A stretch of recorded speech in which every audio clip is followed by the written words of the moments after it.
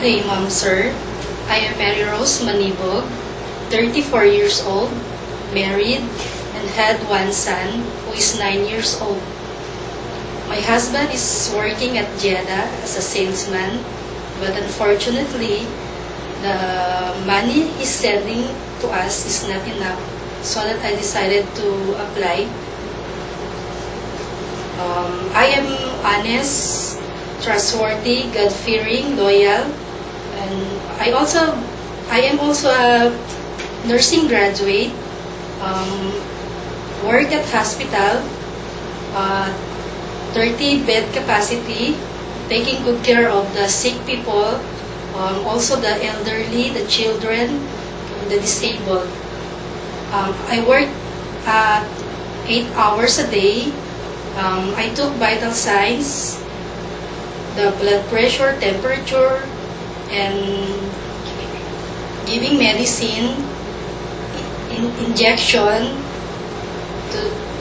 and I also work in the home for the aged, take good care of the disabled people with stroke also, and I also work at the St. Mary's School, take good care of the special child.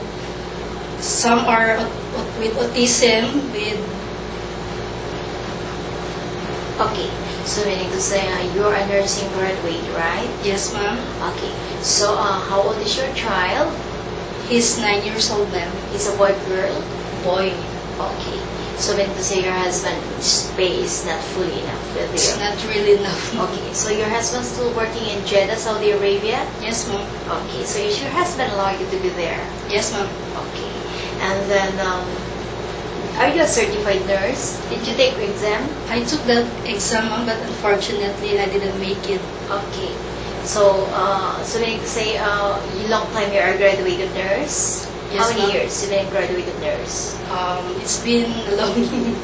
Okay, and then you also experienced working as a local maid, right? Yes, ma'am. Okay, how many members in the family serve? There are 3 members in the family, 2 children. One is 11 years old and the other one is 3 years old. Okay, so can you tell me your duties and responsibilities inside the house? I do all the household chores, ma'am. Cleaning the house, cooking, washing, ironing, also the marketing. I also do tutoring the 2 children, ma'am.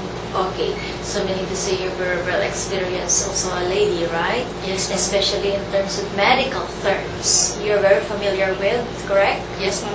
Okay, and how about cooking? What kind of food can you cook?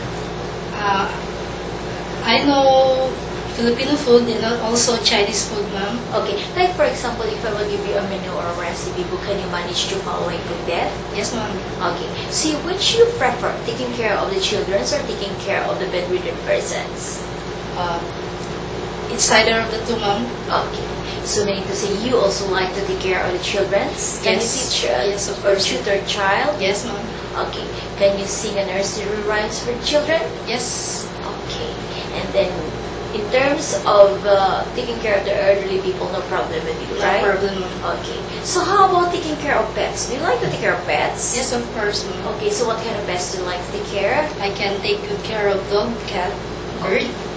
Like a small fish tanks, are you willing to take care? Yes, ma'am.